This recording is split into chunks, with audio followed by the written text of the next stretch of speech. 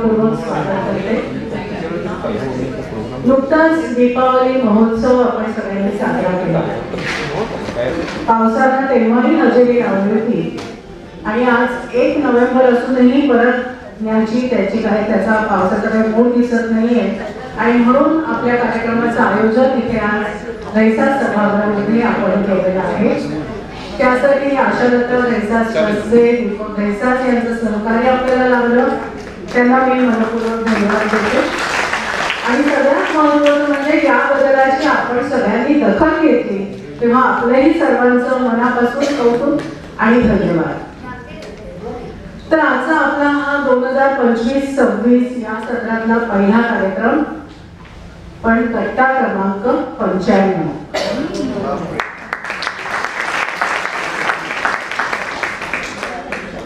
सर्वप्रथम दिवाळी नंतरच्या उजळ शुभेच्छा मी आपल्या सगळ्यांना देते। आपल्या सगळ्यांना आनंददायक, आरोग्य संपन्न, शांततापूर्ण आयुष्य लाभो हीच परमेश्वर चरणी प्रार्थना। तर रसिको, आज आपण इथे एका विशेष व्यक्तिमत्वाचं स्वागत करणार आहोत। आपल्याकडे आज आपण कैलासवासी गोविंद स्वामी आफळे यांचे सुपुत्र हरिभक्त परायण चारुदत्त बुवा आफळे यांना आमंत्रित केलंय। एक राष्ट्रीय कीर्तनकार म्हणून आपण सगळे त्यांना जाणतात, पण परंपरागत कीर्तनाला आधुनिकतेचा स्पर्श देऊन त्यांनी समाज जागृतीचं माध्यम असं त्याला बनवलं। त्यांच्या कीर्तनातून भक्ती, संस्कार आणि देशभक्तीचा संदेश घराघरात पोहोचला। अनेक श्रोत्यांना त्यांनी आपल्या विचारांनी, आपल्या वाणीने, ओजस्वी अशा वाणीने प्रेरणा दिली। पण आज आपण त्यांना एका वेगळ्या रूपात इथे बघणार आहोत।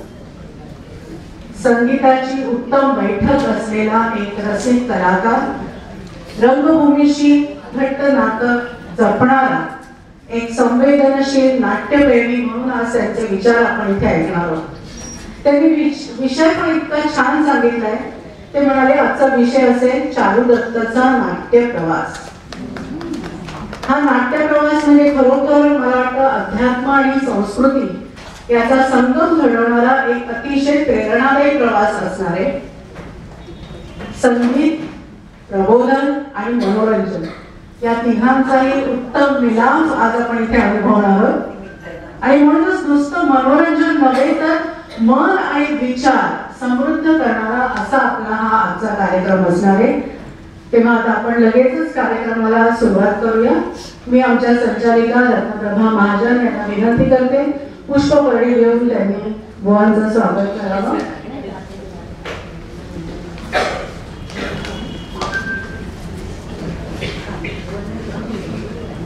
आपण ही टाळ्यांच्या गजरात त्यांना वंदन करूया, त्यांचं स्वागत करूया।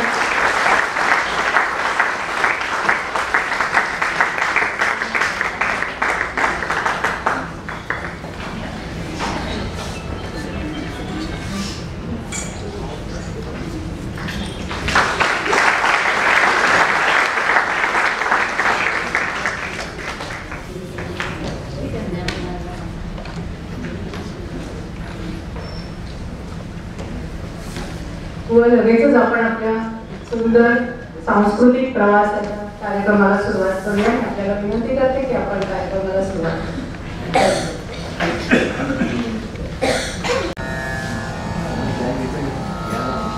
माता रामो पिता रामचंद्र स्वामी रामो सखा रामचंद्र सर्वस्वं मे रामचंद्रो दयालु अन्यं जाने नैव जाने लक्ष्मी लक्ष्मणं वस्यवामि जनकात्मजं पुरसो मातृयस्य वन्दे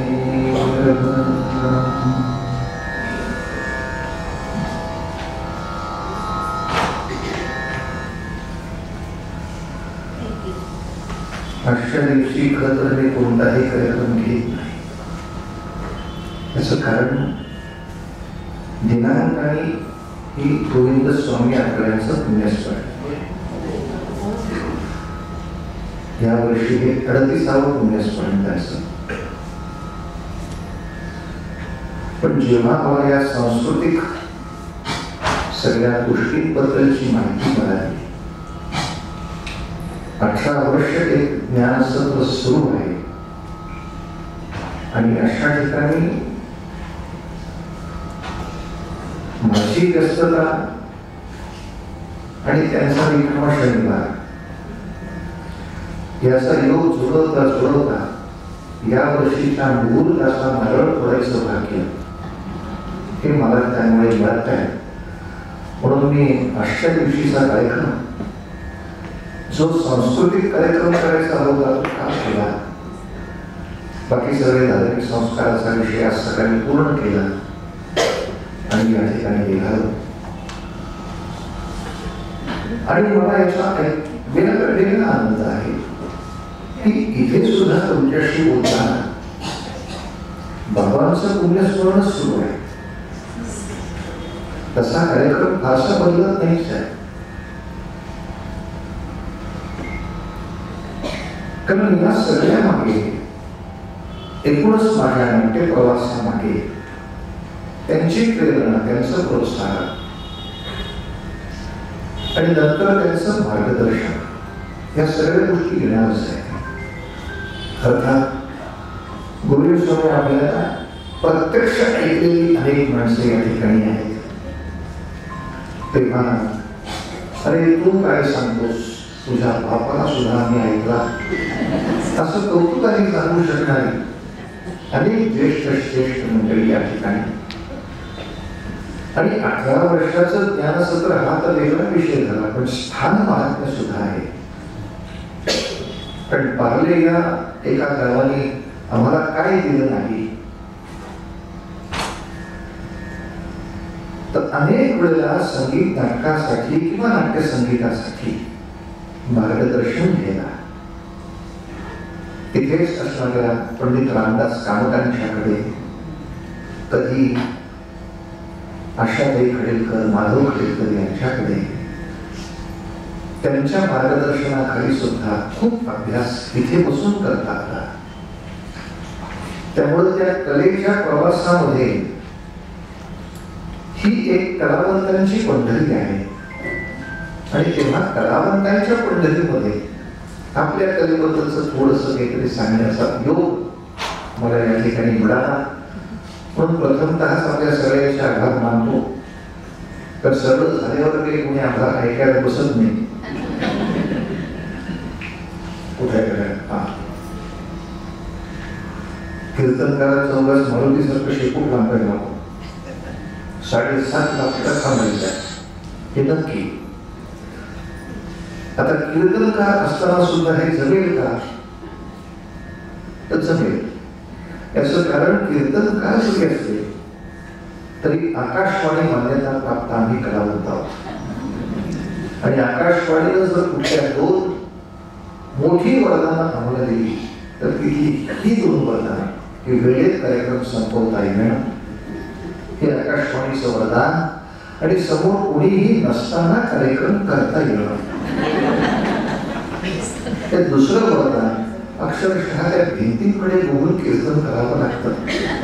पण छान त्या माध्यमाचं प्राबल्य कशा आहे त्या कला पाहायला पाहिजे.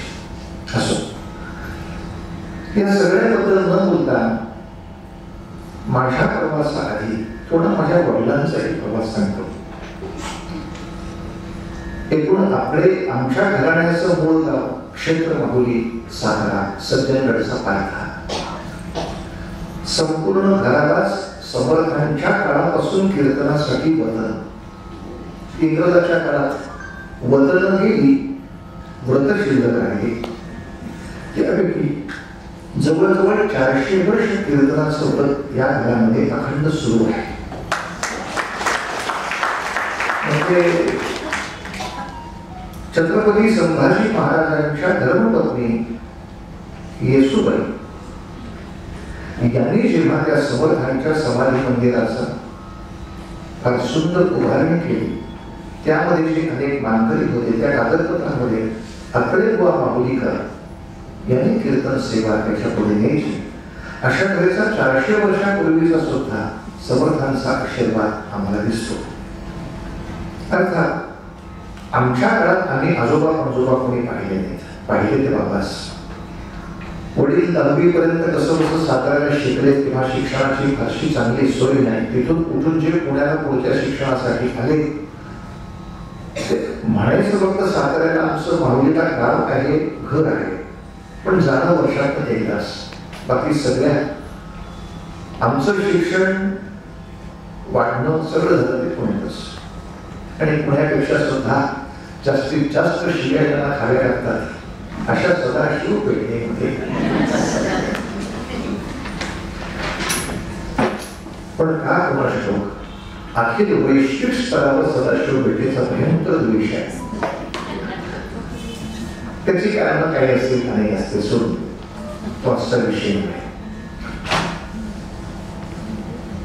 तर पुण्यात आल्यानंतर बाबांचं शिक्षण जे काही झालं ते कमवा आणि शिका या धर्तीवर होतं.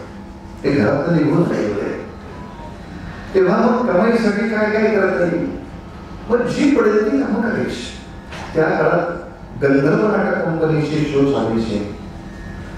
त्याच्यात काही भूमिका नाही कधी म्हणाली, पण तिकीट चेकर म्हणून थांबायला पहिली सुरुवातीला काम लागलं. आणि नंतर ते पाहता पाहता तसं खूप छान नाटक शिकावं, नाटकात उभं राहावं इच्छा होती, पण परिस्थिती साथ देत नव्हती. पण तरी सुद्धा जरा कुठे स्थिरस्थावर झाल्यानंतर एक भाग्य उदयाला आलं. प्रभात फिल्म कंपनीमध्ये काम मिळालं. त्या काळात प्रभात फिल्म कंपनीत काम मिळणं पृथ्वीराज कपूरजी ते फोन करून विचारायचे की मला एखादं काम द्याल का. अशा व्ही शांतारामांच्या मार्गदर्शनाखाली काम मिळणं. अर्थात तेही काम एक भाग्याचं होतं, तसं उत्पन्नाचं मोठं साधन होतं. तर तेव्हा कलाकारांचा किंवा कर्मचाऱ्यांचा महिना पगार होता. प्रत्येक पिक्चर वाईज काही काम नव्हतं. रोज तुम्ही इथे यायचं, जे जे पडेल ते काम करायचं वगैरे वगैरे. आणि हे जेव्हा आमच्या आजीला कळलं, आजी साताऱ्यालाच होती माऊलीत, की अरे हा तर पुण्याला गेला आणि सिनेमात जाऊन काहीतरी करतोय तो. शेजारी चित्रपटामध्ये रोल मिळाला होता. पण आमची आजी स्टुडिओमध्ये आधी शांतारामालाच विचारलं, माझा मुलगा होईल का होता. म्हणजे हा काय स्वभाव बसलाय, दाढी करून बसले होते. दाढी पडली. अगं म्हणजे वेळी असता, अगं केवढा खर्च असतो या सगळ्या प्रकरणासाठी मला ते माहित नाही. पहिली दाढी पडली. आणि असहाय्यपणे माझे वडील व्ही शांतारामांच्याकडे पाहत असताना आजीनच हात घातला. खास करून दाढी उपटून काढली त्याची चित्त पहिली राहिलो. अर्थात व्ही शांतारामांना कल्पना होती. त्यांनी एक फारसा आरोप ठेवला नाही. त्याने त्यांचं शूटिंग पुढे दुसरा माणूस घेऊन सुरू केला. आजीनं ह्या स्टुडिओच्या बाहेर आणून सांगितलं, 400 वर्ष कीर्तनाची परंपरा घरात आहे. ते कीर्तन सोडून ही उद्योग करायचे नाही. पहिलं कीर्तन कर, मग काय करायचं ते कर. शिक्षण पूर्ण झालं की पहिलं कीर्तन. बाबा सुद्धा केलेलं वाटेवर म्हणाले, आई अगं कोण कीर्तन मला येते. त्या काळात जो कालखंड सांगतोय 40-50 सालचा, कोण कीर्तनाला येतं. बरोबर अंगावर कुठं कीर्तन करू. इथे एवढं चांगलं काम मिळत आहे, खड्ड्यात गरज तुझं काम. आणि आईनं पटकन आशीर्वाद दिला, तू परंपरा सांभाळ. समर्थांच्या दासगुणामध्ये ही ओढ आहे की नदी जैसी तारांगणे तैसे लोक येतील.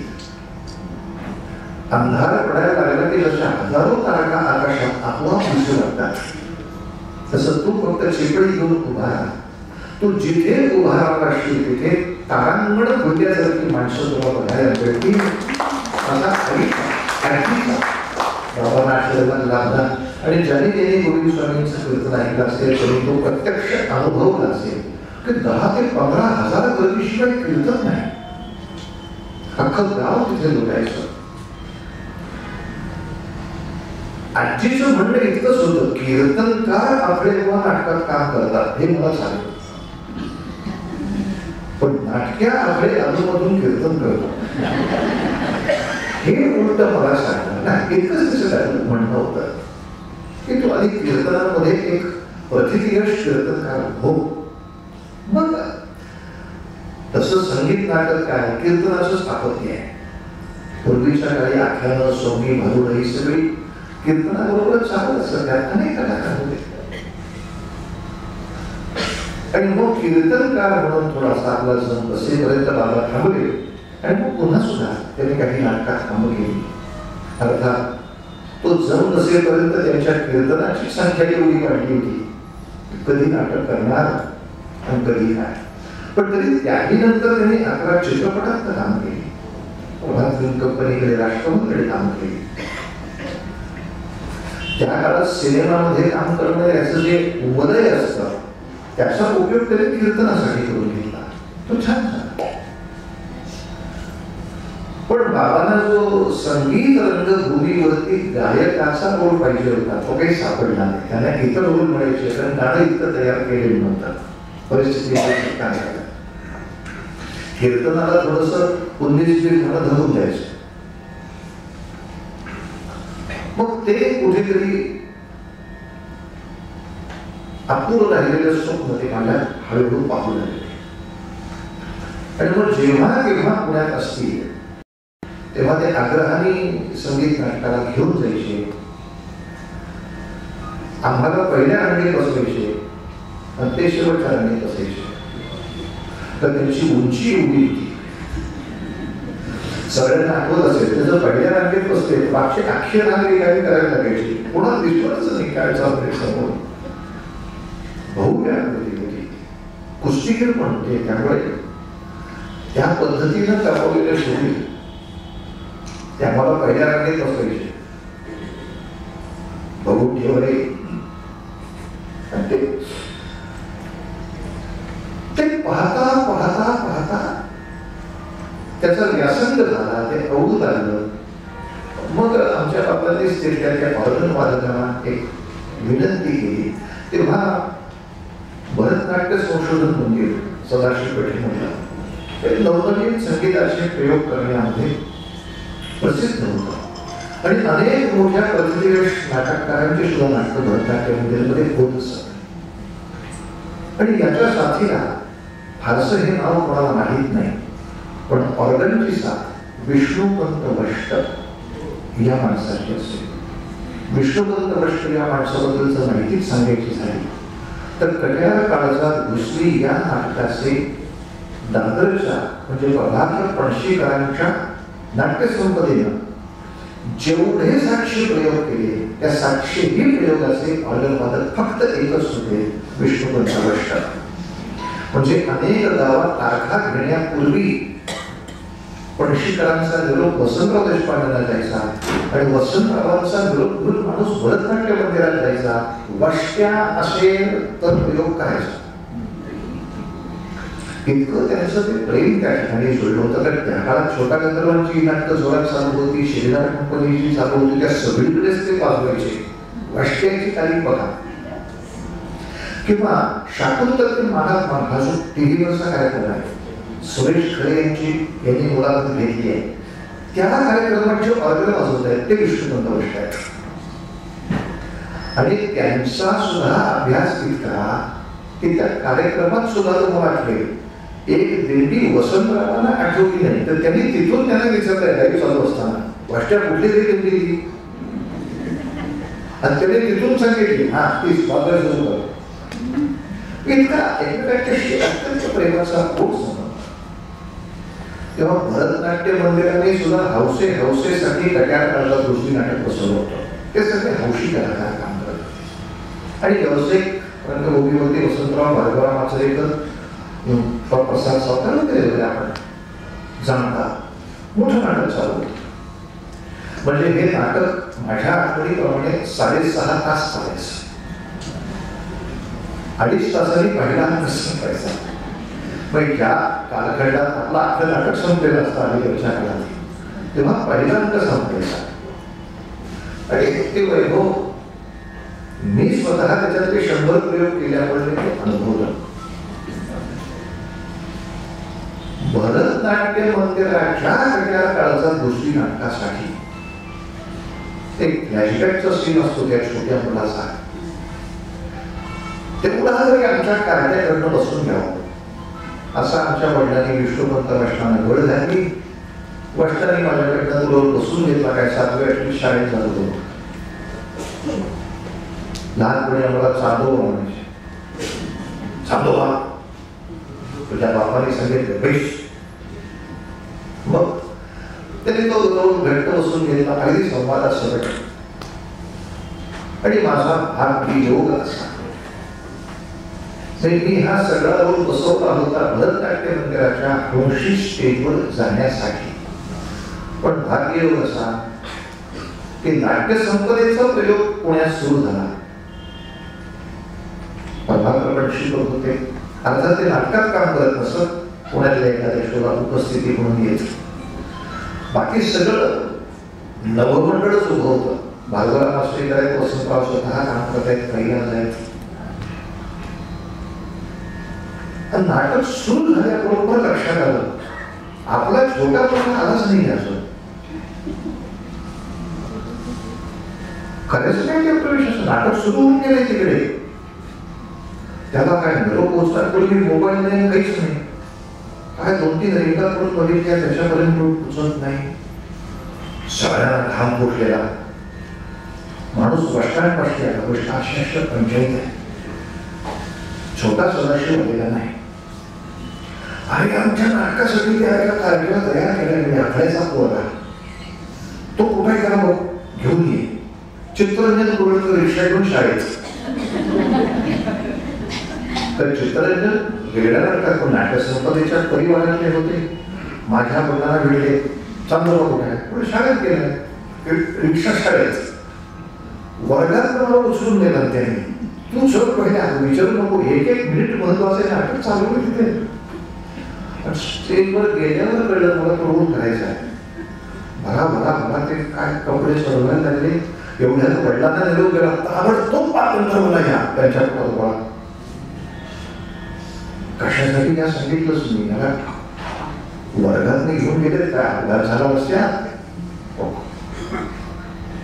आणि बाबा पोचले.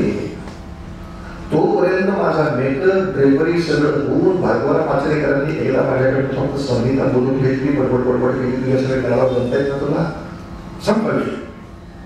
त्याने कॉन्फिडन्स दिला. ते बोलत प्रयत्न काही काळजी करू नका. आणि तेव्हा इयत्ता 7वीत असताना पहिल्यांदा व्यावसायिक रंगभूमीवर पाय ठेवला तो वसंतरावांच्या साक्षीनं त्याच नाटकामध्ये. आणि वसंतराव स्वतः खुर्ची टाकून बसले होते. पहिलाच प्रयोग, काही माहीत नाही या पोराबद्दल. आणि ते सगळं झालं. बाबा धावत जे थिएटरला आले. काय झालं आमच्या चांदोबाचं? काही म्हणजे आजचा प्रवेश करतायत त्याच्या समोर तुमच्या. बाबांनी थिएटरमध्ये प्रवेश करायला मी स्टेजवर प्रवेश करायला हा आमचाच पोर.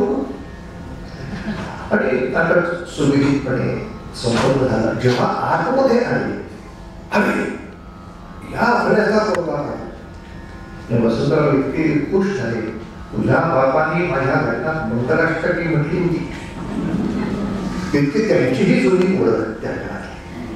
पण तेव्हा मग पुढे जवळजवळ 100 प्रयोग त्या संस्थांमध्ये काम करायला मिळालं. म्हणून मी मगाशी म्हणालो की 6 तास 6.5 तास कसा प्रयोग असतो तो इतका आम्ही अनुभवलाय की आता 2 तासाच्या प्रयोगानंतर जेव्हा माणसं म्हणतात कसं वाटलं, काय सांगतात कसं वाटलं, खरं सांगण्यात अर्थ नाही, खोटं खोटण्यात करून इतकंच म्हणायचं थांबायचं. आपण काय करणार. तर जी गोष्ट आपण ज्या पद्धतीनं पाहिली आहे आणि विश्ववंत वैष्णव या माणसाचे माझ्यावर एक वेगळे उपकार असे आहेत की माझं काम पहिल्या अंकात असायचं 20 मिनिटं. पुढे नाटकभर मला काही काम नाही. बाकीचे बरेचसे सदाशिव असायचे त्यांचं झोपायला पाहिजे.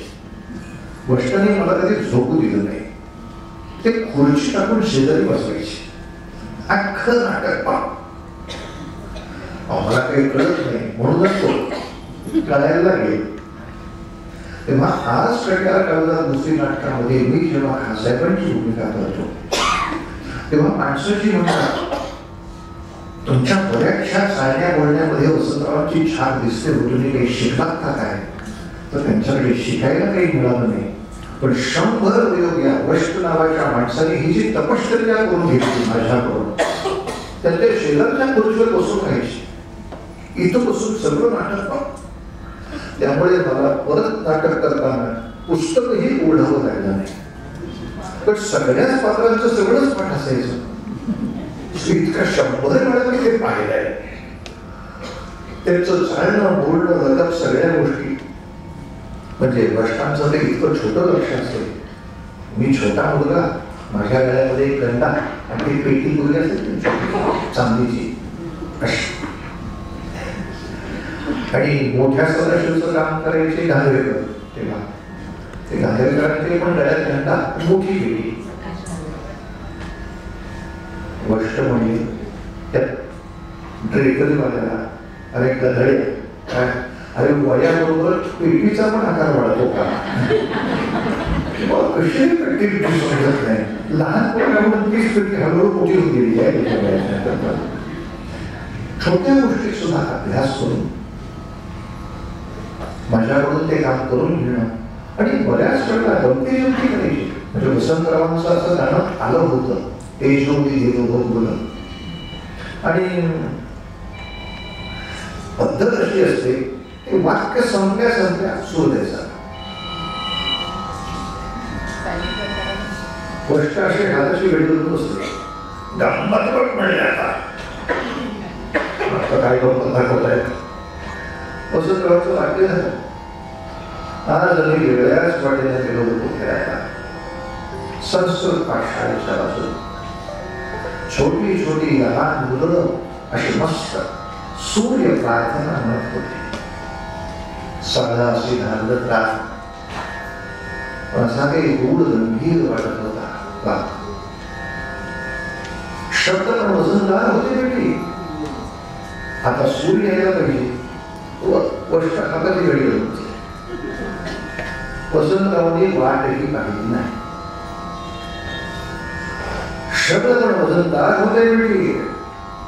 काय शब्द होते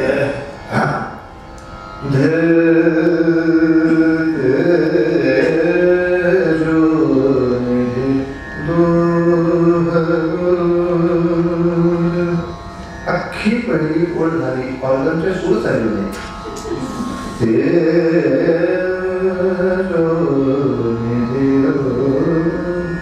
दुसऱ्या ओळीला कष्टाने ऑर्गनवर हात ठेवला. भाता मारायला सुरुवात केली.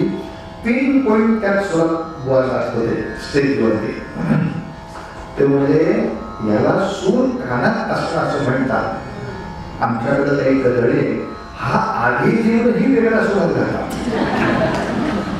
तर कानात सूर कसा असतो मिळते. त्याला सूर दिलाही नाही पण सुरू होतील ते ह्या सुरात सुरू होते. आणि मग तेव्हापासून वर्षांनी माझ्याकडून पुढच्या काही भूमिका बसवून घेतल्या. छोट्या छोट्या भूमिका. मग नटी सूत्रधाराच्या असतील, कुठे नाराजाची असेल तरी. पण अनेकांना माहीत असेल किंवा नसेल, नशिबाने वर्षांच्या बरोबर मला आणखी एक मोठे मार्गदर्शक मिळाले. ते म्हणजे पंडित शरद गोखले. पंडित शरद गोखले हे कीर्ती शिलेदारांच्या बहुतांश नाटकांमध्ये हिरोचं काम करायचे. ते पुणे विद्यार्थी विभाग शिक्षक म्हणून कार्यरत पण होते आणि ते कामही करायचे. साक्षात विनायकराव पटवर्धनांचे ते शिष्य.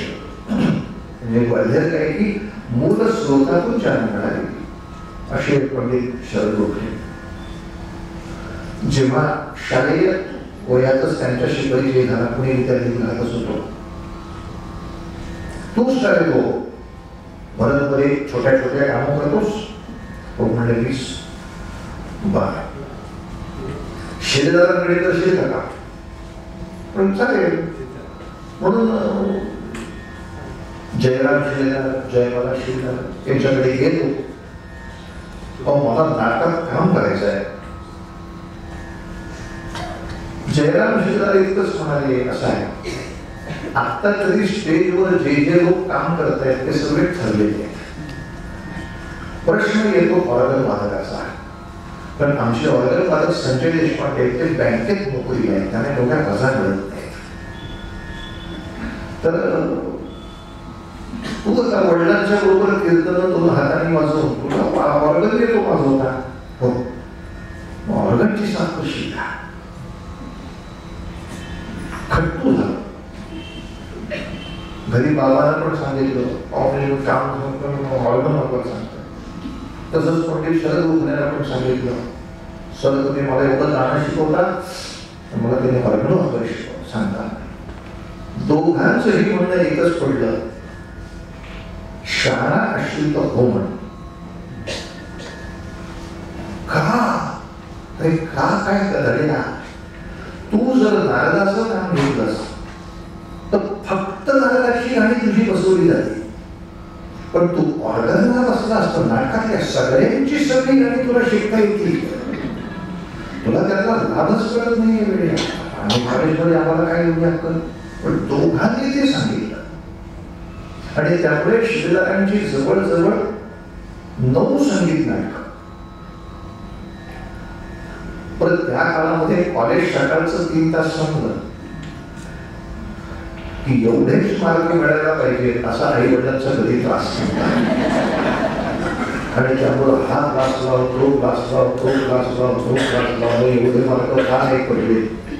आम्ही त्याला मार्क्सवादी म्हणायचो. एवढे मार्क त्याचा ताज ते फक्त म्हणायचे 60% पुढच्या मार्काने पास होतोय आनंद आहे, चल होईल. आता तेव्हा कॉलेजचे ऍडमिशन होतं फार अवघड नव्हत्या. नाही जायचं होतं कॉलेजच पुढे आर्ट्समध्ये. आर्ट्सच्या ऍडमिशनला डोकं लागते काय. पहिले 3 तास झाला बस, बाकी दिवस रिकामा असे. शिलेदारांकडे जाऊन बसायचं, वेगवेगळ्या नाटकातली वेगवेगळी गाणी ऐकून ठेवायची. जयकाराबाई स्वतः शिकवायच्या, कसं ऑर्गन वाजव, काय वाजव. कित्येक वेळेला पहिल्या सुरुवातीला मी नवीन ऑर्गन वाजवतोय म्हटल्यानंतर त्या शेजारी पेटी घेऊन बसायच्या. वाजवता मला सांगायच्या चोचीचा सूर वाजवतोय. पण तेव्हा इयरफोन हा विषय नव्हता.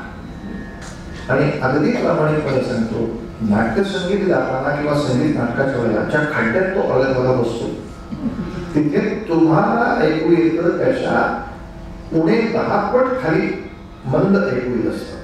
पण ते ऐकू फार येत नाही म्हणून ऑर्गनचा आवाज हळू करता येत नाही. ऑर्गन हळू वाजवलं तर काय ऐकू येईल ना, हे जोरातच वाजवलं पाहिजे. म्हणून आमची नाटकातली गाणी इतकी घट्ट बसवली जात की काहीही ऐकू आलं नाही तरी ते बरोबर छान आहे. पण असं ते गाणं चाललं असायचं. लोकांना वाटायचं काय उत्स्फूर्त काय 99% प्लॅन होतं सगळं.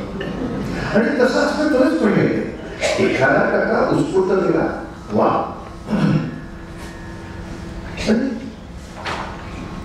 मध्यंतरीच्या काळात आपल्या मराठी भाषा असा विषय घेऊन जर कोणी BA केलं विद्यापीठातून तर त्यांच्या अभ्यासक्रमात हा विषय आला होता की मग मराठी भाषा म्हटल्यानंतर मराठी नाटकांचा इतिहास असा एक छोटा चॅप्टर असेल. तर त्या मराठी नाटकांच्या इतिहासामध्ये ते प्राध्यापक त्या मुलांना सांगत की असं असं पहिल्यांदा संगीत नाटक आलं, नंतर गद्य नाटक आलं. असं असं संगीत नाटक असेल ते बोलता बोलता गाता गाता बोलत. पण हे प्राध्यापकाला करून दाखवता येत नसेल. त्यामुळे मुलांची पंचायत त्यांनी कुलगुरूंकडे तक्रार केली. म्हणजे फक्त टेक्निकल माहिती मिळते, आम्हाला प्रत्यक्ष अनुभव मिळत नाही. आणि तेव्हा या शिलेदारांनी केलेल्या आणि पंडित शरद गोखले असो किंवा बाबा असो त्यांनी दिलेल्या प्रोत्साहनाचा परिणाम मुंबई विद्यापीठाने या सगळ्या त्यांच्या अंतर्गत कॉलेजमध्ये या विषयासाठी लेक्चर डेमॉन्स्ट्रेशनला मला आमंत्रित केलं आणि मी जवळजवळ 10 नाटकाचे लेक्चर डेमॉन्स्ट्रेशन सगळे विद्यार्थ्यांच्या समोर हे देत असेल. आणि गंमत की संबोधनाबद्दलचं लेक्चर डेमॉन्स्ट्रेशन, मग याचं डेमॉन्स्ट्रेशन आणि समोर एक चिठ्ठी सुद्धा नाही मागल्या. म्हणजे सर आणि अर्धा तास व्याख्यान करायचं असले तरी 6 तास घेऊन तुम्ही 3 तास डेमॉन्स्ट्रेशन खात नाही. म्हणजे कॉलेजमध्ये असताना जी 8 ते 10 वर्ष केलेल्या आमच्याकडे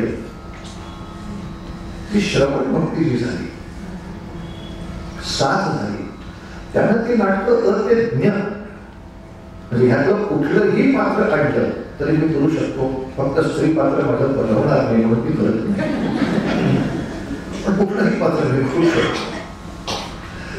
संवादाचं पाठकड त्या अंधारामध्ये पुस्तक पूर्ण बघता येत नाही की आता कुठपर्यंत नाटक आलंय, कुठं जायचंय.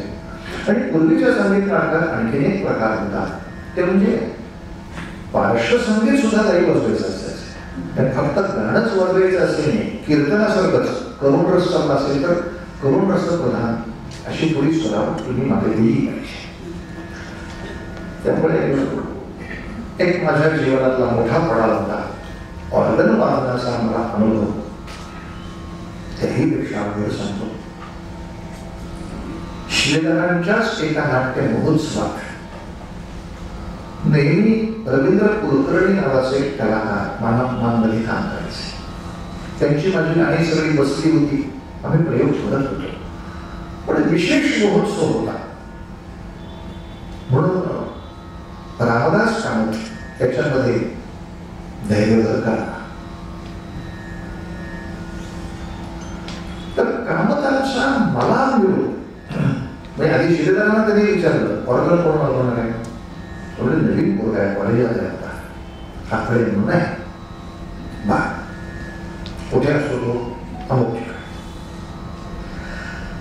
मला जरूर पाठवला, आपण माझ्या बरोबर तुम्हाला किमान 8 दिवस तालीम करायची लागेल, तर हे वाजवता येईल. बरं म्हणलं, कसं करूया, तुम्ही काळजी करू नका, मी 8 दिवस पुण्याला येतो, हॉटेलमध्ये घेऊन घेतो, त्या रोजसाठी नाही, माझ्या राहण्या जेवणाचा तुम्हाला काही टेन्शन नाही, पण मला तुम्ही दिवसाचे 8 तास दिले पाहिजे. 8 दिवस रोज 8 तास, कारण 10 गाणी आहेत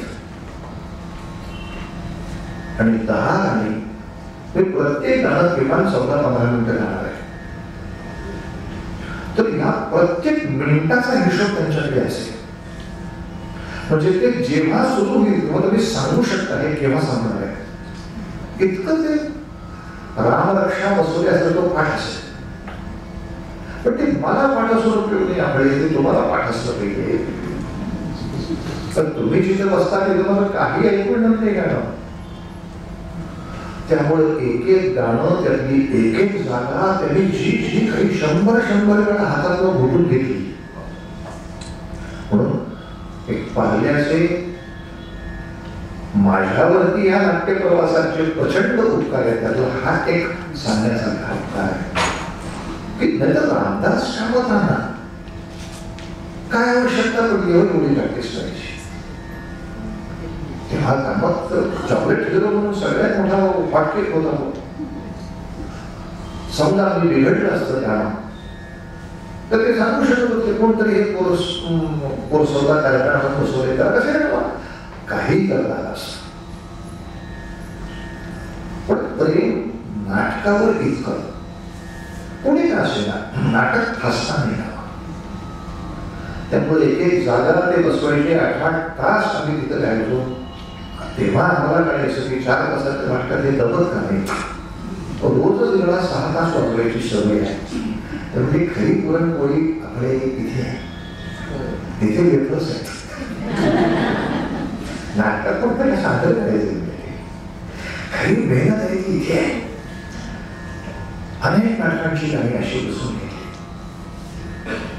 आणि ह्याच्या पुढच्या पडावात मात्र मला शिलेदारांनी थोडे भूमिका दिल्या. जेव्हा संजय देशपांडे वेगळं असेल तेव्हा एक नारद कर नाही तर शर्विलर कर, म्हणजे काय माझ्या आयुष्याचं तुम्हाला भोग आहे. एक संन्याशी एक चोर अरे म्हणजे तुला कसं हिरोचं काम देणार, हिरोईनचं काम कीर्ती ताई करणार आहे. कीर्ती ताई तुझ्यापेक्षा 10 वर्षांनी मोठी, तिचा हिरो तू कसं दिसेल? तर तुझ्या वयाची हिरोईन आली की तुला ती. तेव्हा ज्या जयमालाबाईंच्या प्रथम कन्येची कन्या नाथ, ती जेव्हा शारदा नाटकासाठी आली तेव्हा कोलंडाचा रूम मिळाला. आणि तेव्हा मात्र आता स्टेजवर नारद म्हणून काम करत होतो सोबत कोलंड, त्या ऋषीसारखी नाळी असलेला माणूस, तो रोल करायचा म्हटल्यानंतर पंडित शरद गोखले त्यांनी माझ्याकडे विशेष मेहनत करू.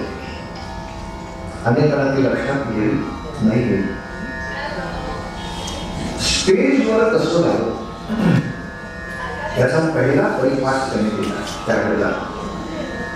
कारण आतापर्यंत मी बरंचसं कीर्तनाला गात होतो किंवा क्लासिकल चिरा गायचो, त्याला मुद्रा घेण्याची गरज नसायची.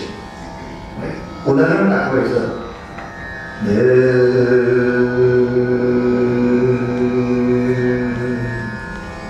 आता इतका गाव वाकडा कीर्तना चालू शकतो, नारळाला चालू शकतो, दाढी चित्र म्हणजे नारळिका सुटेल नव्हती.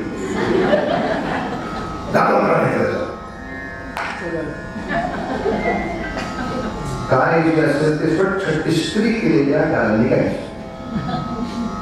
ए म्हणायचंय, ई म्हणायचंय, ऊ म्हणायचंय, दाढी स्फटिकबंदी चिटकवली दिसते. त्यामुळे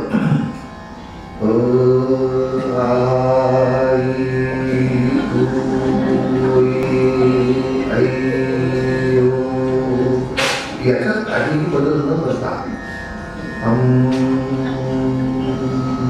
असं झालं. कीर्तनामुळे थोडी सवय होती, पण कीर्तना सुद्धा हा ठरवायची नाही. नाटक असा काढायच का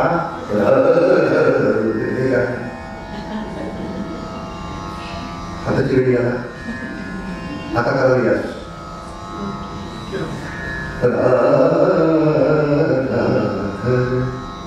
मधुमिलिंद जय जय. परत कीर्तनातली काही वेळेला सवय डोळे मिटायची, रमा नको रमा आणि हरी गोविंद राधा मधुमिलिंद असे गोखले सर बघायचे. किमान भजन म्हणताना हास्यमुक्त हे काय कळवण्यास अत्यंत वाईट वाटते की याला सुटत लागलंय का काय. गोपाळ कृष्णाचं इतकं छान वर्णन चाललंय. राधा हाच तर घरी मधुमिलिंद जय जय रमारमण. तुझी एवढी थोडी इकडं बघायची बरं बरं. रमारमण हरी गोविंद हात हलवायचा ना, हरी गोविंद हटकामध्ये हरी गोविंद जय जय मधुमिलिंद. म्हणजे पटकन ऐकताना लक्षात येत नाही, पण एवढे टेक्निक सांभाळावे लागतात. जसं ड्रायव्हिंग करताना आपल्याला कळत नाही, पण हात कुठे ठेवायचा, चेहरा कसा ठेवायचा. एकदा तरी एवढी मोठी चूक मी केली होती. मला इतकं तरी प्रेसेन्सली बसत होतं. सूत्रधार असतो पंचकुंड नरकुंड माळधर. नांदी सगळ्यांना माहिती असलेली आहे. नांदीमध्ये शब्द असा आहे, ईश्वराचा लेश मिळे जरी मूढ यत्न शेवटी जातो. कुठं हात करायचे याकडे ईश्वर कुठे दाखवणार? ईश्वराचा लेश म्हणजे काय? छोटासा भाग ते कसं दाखवणार? नाटक करायचं आपल्याला, आकाशवाणीचं गाणं नाही चालले तर तेव्हा बघणारे माणसं हे गाताना असं उभारून नाही गाता येणार तिथे. दोन्ही हात वापरायचे आपल्याला. का हात वर? ईश्वराचा लेश मिळेल मूढ यत्न. त्यातला मूढ कोण आहे? मूढ कोण आहे? तू आहेस. तो स्वतःकडे हात घ्यायचा. मूढ यत्न शेवटी जातो. माझ्यासारख्या मूर्खाचा प्रयत्न सुद्धा शेवटात राहतो. इतकं सगळं सगळं प्रयोगामध्ये ईश्वराचा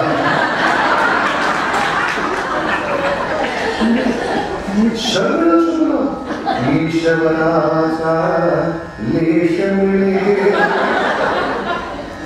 आणि पुढचं त्याच्यापेक्षा क्लायमॅक्स मूढ यत्न.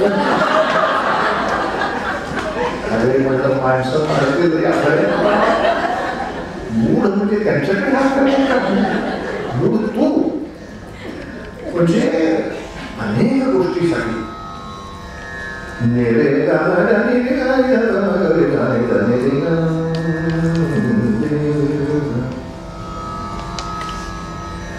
कीर्तनात होतं तेच त्यांनी परत नीट करून घेतलं. बोलताना कायचं आणि गाताना बोलायचं. काय म्हणता महाराज? आणि या ठिकाणी नारदांनी काय म्हटलेलं आहे? नारद म्हणाले, अर्जुना इकडे उभे दिसूस. हे जे कीर्तनाचं स्पेसिफिक पूर्वी होतं, अरे नाटकात कसं वापरायचं तर तू कधी गाणं सुरू केलं तर फक्त अर्जुनाला कळेल तू गात नाहीयेस, तू बोलतोयस नाटकात. हा जो त्यातला वेगळा गाण्याचा आव आणायचाच नाही, तू बोलतोयस लोकांशी. ईश्वराचा ईश्वराचा लेश मिळाला तर मूर्खाचे प्रयत्न सुद्धा शेवटाला जातात. म्हणून त्याबरोबर कवीनं हा प्रयत्न केलाय तुमच्या समोर प्रेम गोड म्हणून घ्यावं. हे जे सगळं तुम्हाला चालवलं असतात तेव्हा जे चेहरे केले तेच कर गाताना. तर हे फक्त काव्यात सांगतोय आपण.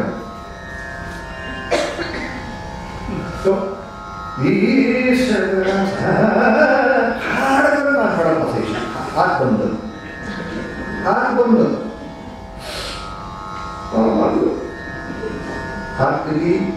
ईश्वराचा लेश मिळेल. सुरात आहे म्हणून पण एवढासा तुकडा तर मिळाला तर मूढ यत्न शेवटी जातो. या न्याये न्याय कसा? या नाही असा न्याय नाही, असा न्याय. न्याये बलवत कवी म्हणजे बळवंतराव किर्लोस्कर.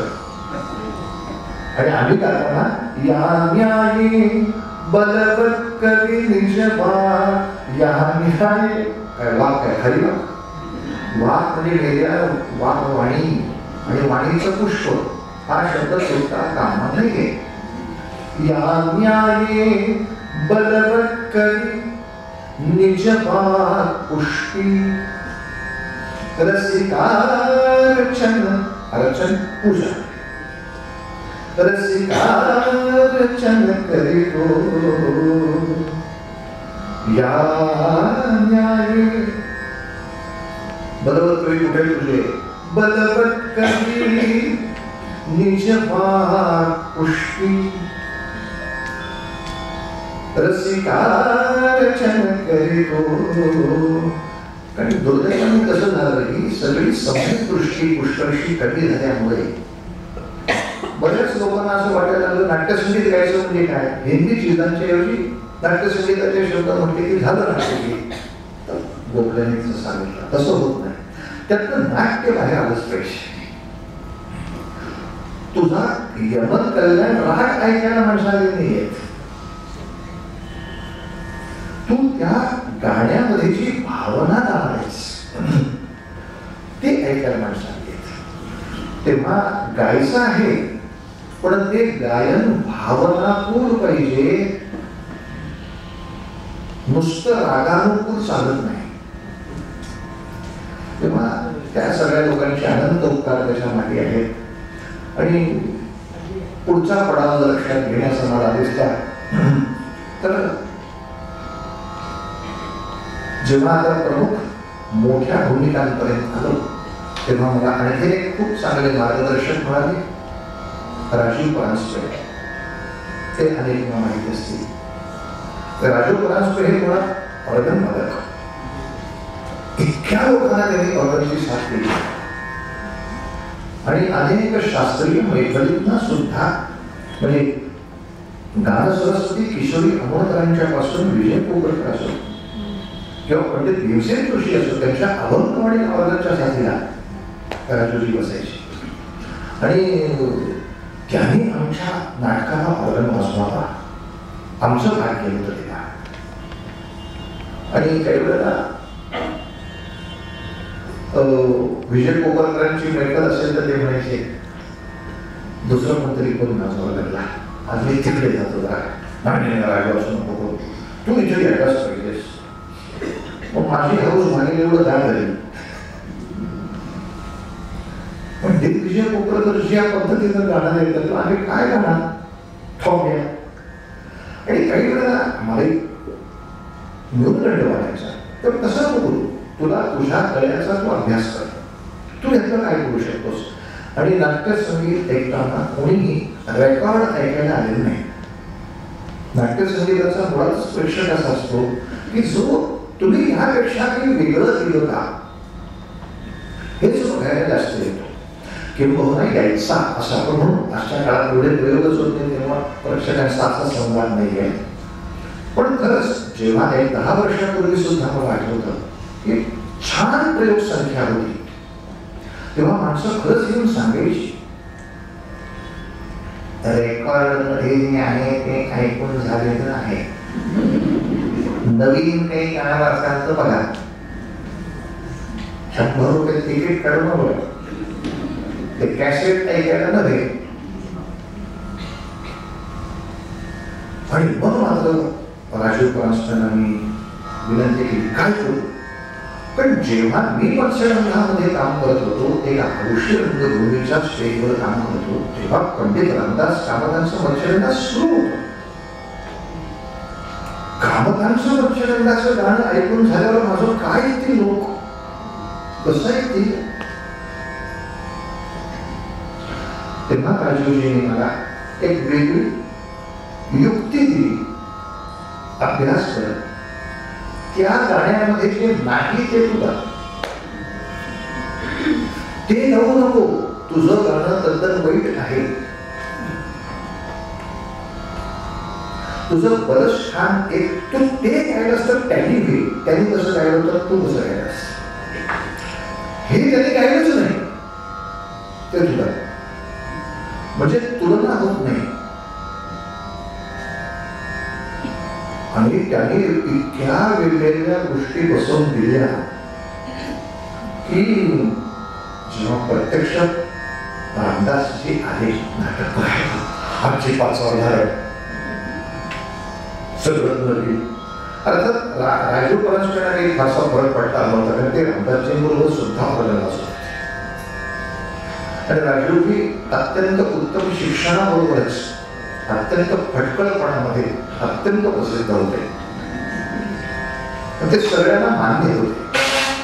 ते गाणं जर बिनसलं आणि उगाच तुम्ही खाजवून खरूच काढल्यासारखं जर विचारलं कसं झालं तर ते कुठलीही भिडभाड न ठेवता 10 लोकांना सांगू शकायचे गाणं गायला. समोरचा जल्लीवर झाला पाहिजे, हे जे काही गायला लागतात गाणं होतं. 4 लोक काय सांगतात मग तुम्ही ह्या बाबत विचारू नका ना, मला चूक तुमची आहे. मला खासगीत घेऊन विचार मी कशाबद्दल प्रसिद्ध आहे तुम्हाला माहिती आहे, मला नाही म्हणलं मी घाण असं स्वच्छ सांगा. उगाच वेळे तर तुमची मखराशी करणारा का तुम्ही मला कार्यक्रम, तुम्ही मला आयुष्यात कार्यक्रमाला बोलून नाही तरी मला काहीही फरक पडत नाही. माझ्या जीवनात मी आर्थिकदृष्ट्या अत्यंत सबळ माणूस आहे, पण मला कलेच्या बाबतीत ही तडजोड नाही चालत. तुम्ही जे काही केलं ते वाईट होतं की परत सांगायचे. आणि रामदासजी बसले, इतके छोटे छोटे फरक करून दिले होते मला राजूजींनी. माझी ताण रामदासजी तितकी तयार नव्हती. आता ही गोष्ट सांगते मी 30 वर्षापूर्वीची सांगते. तर तुला किती जन्म आहे तेवढं सांग.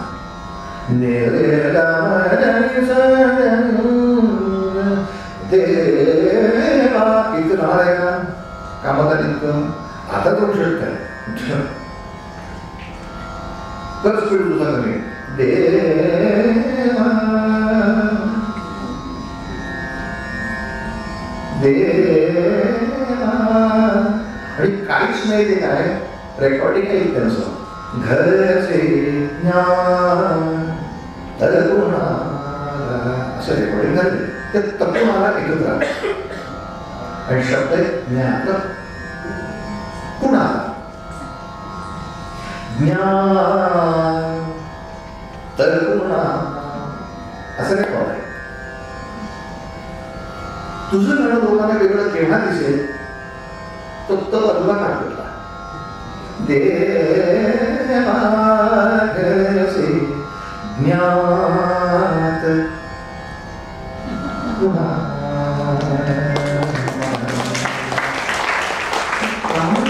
असे झाले 2 मिनिटं. आणि राजूने शिकवलं वाटतं तुला. इतकी त्यांची खात्री होती. एवढाच फरक ह्या योगे ती ताण कामतांसाठी आहे तरी ही टॅली संपली. चर्चा झाली की थांबलो कुठे. देवा घरचे ज्ञात कुणा. विचित्र पुढचा शब्द आहे नेमा नेम. पुष्कळ शेवटचा अक्षर ऐकूच येत नाही, तर त्या मला पुढचं यमक आहे. कोणी रखडती धुळीत आणिक कुणास लागे हेम. हेम म्हणजे सोनं. तो अर्थ सुद्धा कळल्यामुळे इतकं भयानक व्हायचं ते. त्यातला म गेल्यावर काय होईल सांगा. कुणाचं लागे हे कुठं आमच्या कपाळी पडले हे नाही येतो. मग कधी ऐकणार.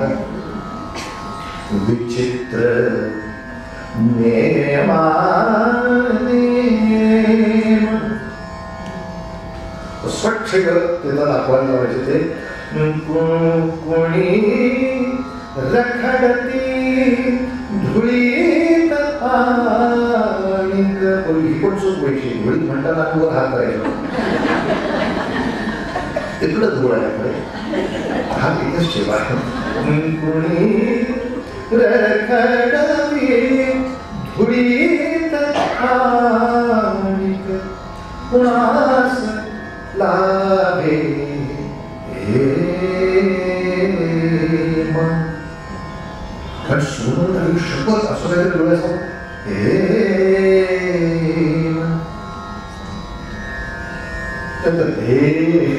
मला पण बोलत कुणास लाभे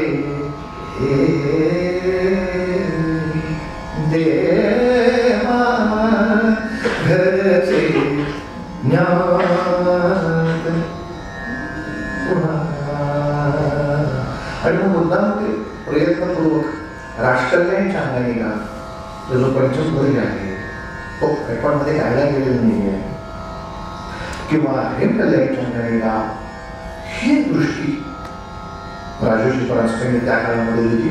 अगदी प्रत्येक गाणं असं घसून घ्यायचे होते. गुंतता आणि आम्ही नेहमीच्या पद्धतीनं हृदय आपण अभिषेकी येऊन मारतील तुला. ही असा आहे का तिथे हृदय शब्द असतो का. किमान तुझ्याकडनं अपेक्षा नाही, ते हळूच पाहिजे.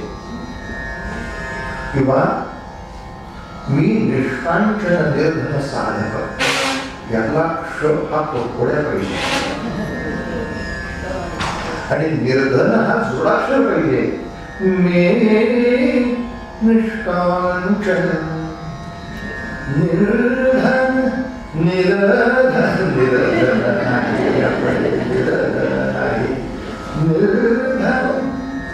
निष्कांचन सुखला हा शेवटी पुढे आला. मे निष्कांचन. जे बाबूजींनी त्याही काळामध्ये इतकं सांभाळलं की मग एवढे आपल्याकडे दागिने आहेत त्याचं करायचं काय, पोटपुरे असलं म्हणून का ना. दारिद्र्य असलेली माणसं एकच पाच सगळीकडे घालत असतात. त्यामध्ये याच्याऐवजी ही चालते, मेरे तुझ्याकडे एवढीच आहे, एवढा त्याचा कथा आहे. स्वतःचं दारिद्र्य उदारतेच्या नावाखाली खपवू नका. तो जो उच्चार निष्कांचन निर्धन साधक किंवा हृदय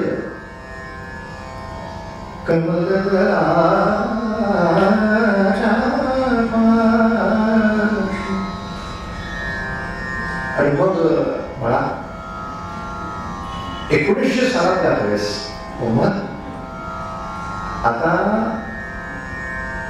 आला असे करा, पण हे नाट्यगीत भावगीतासारखे आहे की ते वेफर्स सारखे कुरकुरले पाहिजेत आणि संपले पाहिजेत. चिन्ह सारखे चालत नाही असायचे. हा कधी फुंकायचा आणि कधी फुंकी आता अशी वाट नाही बघायला लागली पाहिजे. आणि राजकीय ती शिस्त पण दिली. या इथे संगम सरितांचा या इथे अशी सगळी ओढ पूर्ण होण्याची मग आला करायची. हे सहज एकदा राजकीयला विचारलं, समजा नाही ओढ पूर्ण म्हटली, अर्धीच ओढ 4 वेळा म्हटली तर करून बघा. आणि मैत्री नाटकात धाडस करता आलं, पण अशीच मैत्री होती. राजूची सुद्धा म्हणून आमची सुरुवात या इथे या इथे या. अनेकांना हे गाणं हे लक्षात न येता बरेच लोक मानत येऊन पुढे बसायला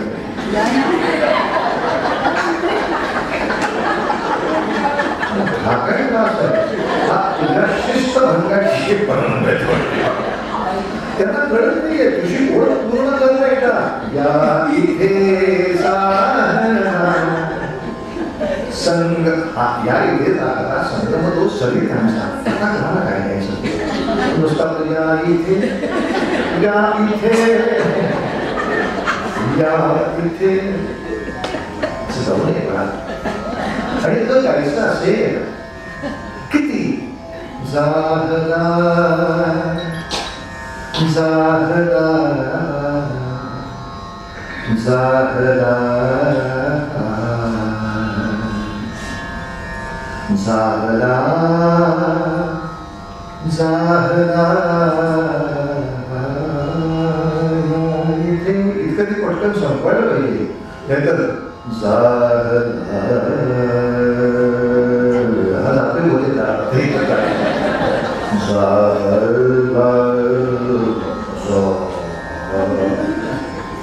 शास्त्रीय संगीतातल्या शब्दाऐवजी मराठी गाणी शब्द म्हणजे नाही.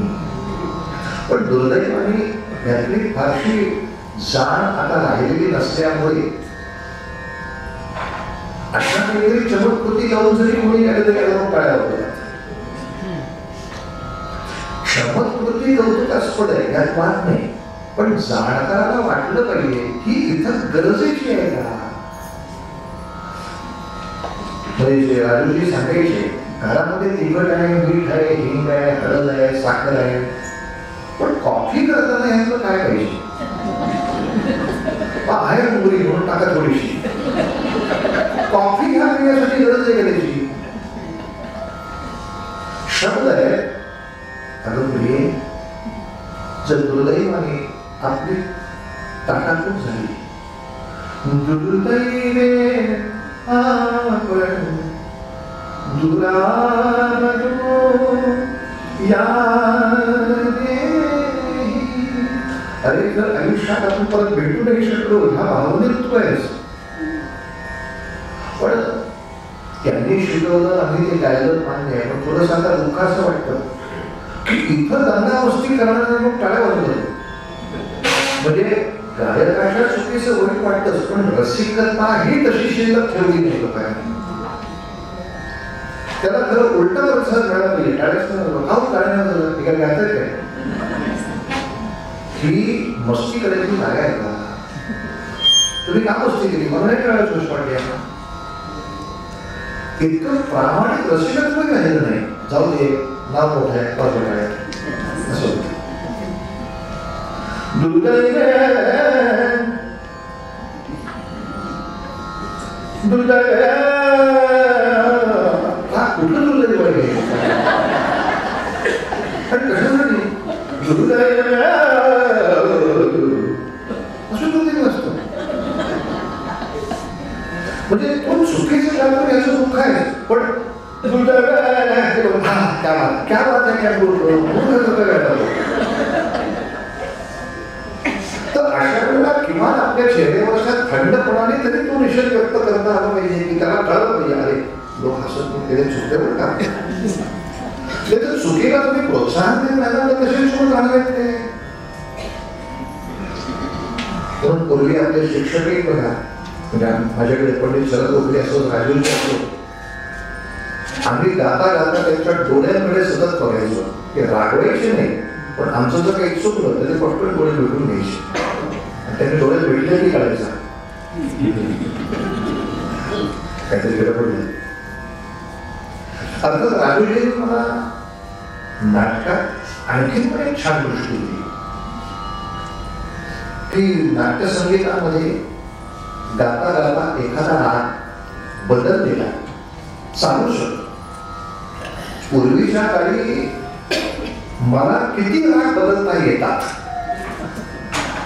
याची एक स्पर्धा होती आणि त्या गाण्याचा भाव त्याला खंड्यात म्हणजे नाटक गेलं त्याच्या पलीकडे खंड्यात मला किती राग बदलता येतात. एकेका गाण्याचं माझ्याकडे रेकॉर्डिंग आहे. तोंडाला मी सांगत नाही. एक गाणं 20 मिनिटं आणि त्याच्यात 8 राग बदलले. परत ते त्या भावनेशी अनुकूल असण्याचा सुद्धा फारसा संबंध नाही. पण प्रत्येकाला हा क्या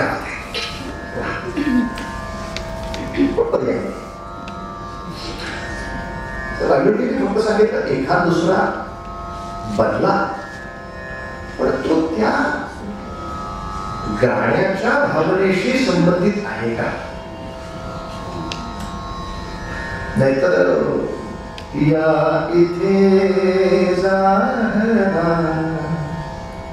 आता इथे 2 सरितांचा संगम झालाय. प्रियकर प्रियसी भेटले असा मस्त हॅपी मूड चाललाय. या इथे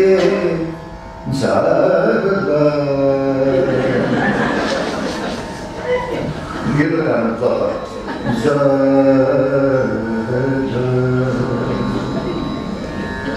आणि असं कुठेतरी तो भैरव दाखवायचा. मग या इथे अरे कुठला कुठला आहे भैरव हा तो भैरव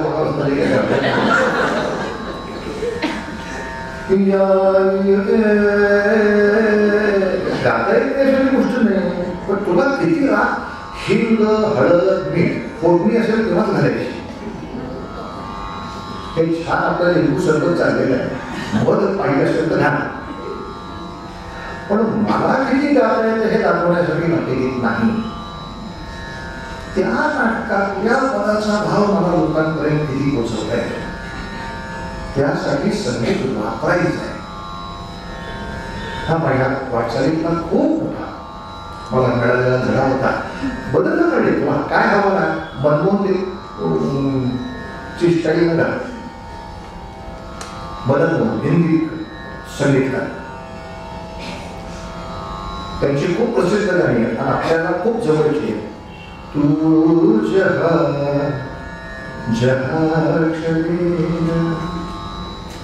मेरा साया दुर्दैवी आपण देवाबरोबर जुळणारा मूड आहे. सा हो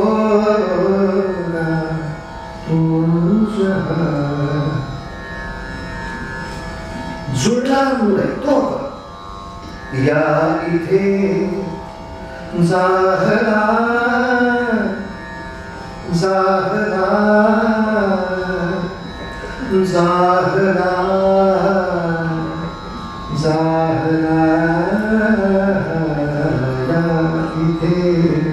काही नाही तेच गाणं वापरलं मी. साथ हो जाहरा साथ हो जाहरा तुझ जाहरा.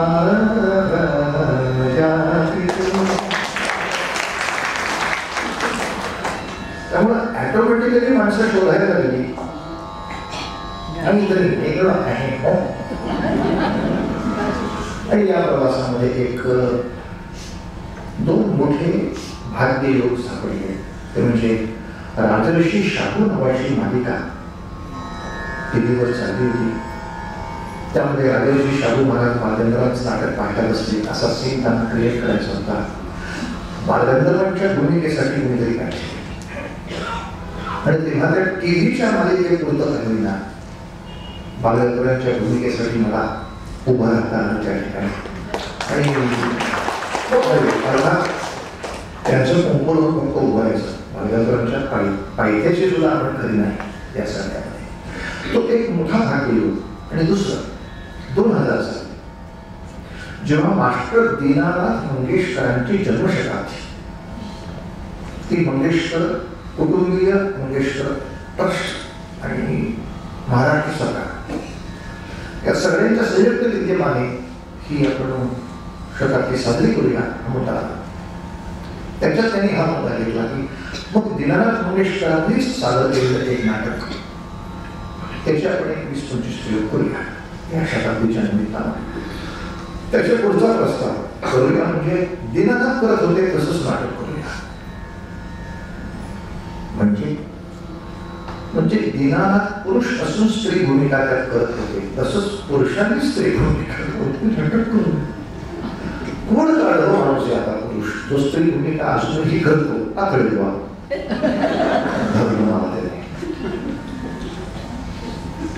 तुम्ही तो मंगेशकरांचा रोल करायचा. म्हणजे ती स्त्री भूमिका आहे. नऊवारी साडी नेसून उभारायचं. साडी नेसून मालिकेमध्ये तुम्ही कसं काम केलं बालगंधर्वांचं मंगेशकरांच्या वेळेला का नाही म्हणतात. मी आणखीन सौम्य शब्दात सांगितलं मालिकेचं शूटिंग असतं. काही गडबड झाली ती थांबवत कधी लक्षात आलं नाही. मग शेवटी सांगा प्रयोगात साडीमध्ये काही गडबड झाली मी काय करू. मला काय रोज साडी नेसून वापरायची सवय नाही. काळजी करू नका आकडे तुम्हाला साडी नेसवायला झकास 2 बायका म्हणतो. प्रश्न त्यांचा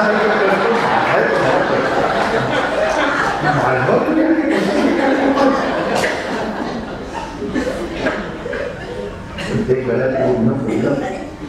पण यासाठी सुद्धा राज्यपालांनी खूप माझ्यावर मेहनत करून घेतली. नाट्य अभिनयासाठी रवींद्र खरे म्हणून दिग्दर्शक होते. आणि अक्षरशः एक वाक्य कसं उभं म्हणायचं पुरुषासारखं उभं म्हणणं स्त्री भूमिकेसाठी ते 1.5 पायावरच उभं.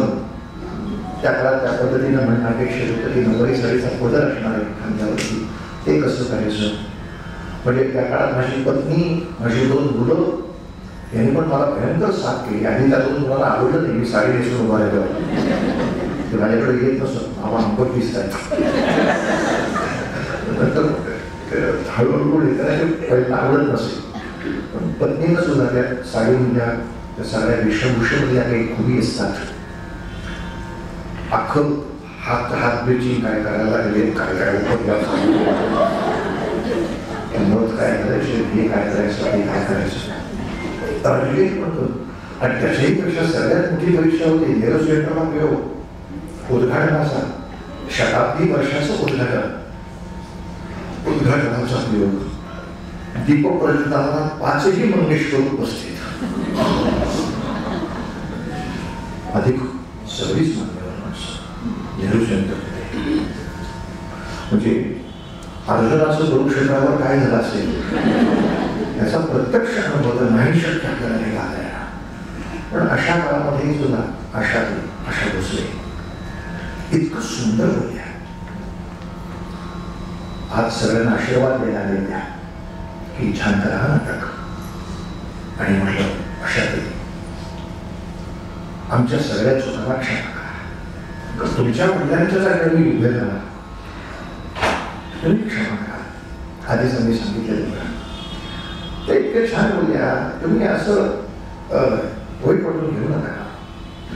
आम्ही परीक्षण करायला आलो नाही, आम्ही बाबांचं पुनर्दर्शन घ्यायला आलेलो.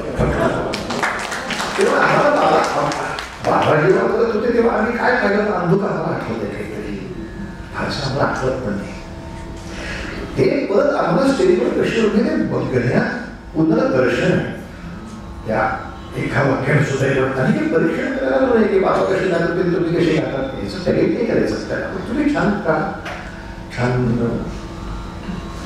आणि त्या काळामध्ये ते 20-25 किलो करायचं सांगली म्हणाला. म्हणजे मी बाईच्या वेशात खरंच कसा दिसतो ते चालवत आपले नावाची माझी वेबसाईट आहे त्याच्यावर माझे सगळे फोटो आहेत. पराशराचं आहे, पुरंदाचं आहे, अश्विनशे काही नारळ आहे, कृष्ण आहे, सगळे जो 12-15 संगीत नाटक आतापर्यंत काम झालं. तेव्हा शेवटच्या टप्प्याकडे येतो. आता म्हणजे माझ्या वयाच्या 10व्या वर्षी मी स्टेजवर पाऊल ठेवलं त्या छोटासा राष्ट्रीय म्हणून. आणि आज आता एक साधारण वर्षभराने 60वं वर्ष सुरू. म्हणजे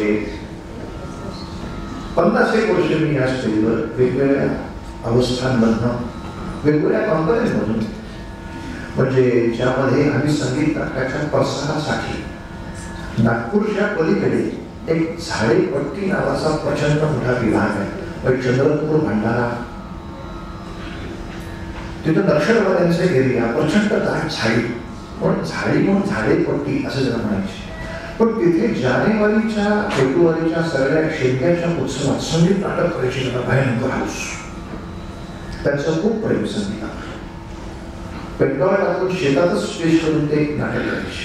पण त्यांच्यामध्ये ही नाट्य संगीताची आवड कायम राहिली. यासाठी विश्वनाथ बागुल, पंडित रामदास कामदाच्या पासून कीर्ती पासून सगळे तिथे काम करत. महिन्यातनं एकदा का होईना वर्षातून एकदा झाडेपट्टीमध्ये आपलं संगीत राहिलं पाहिजे. नंतर मग काही काळ आमच्याही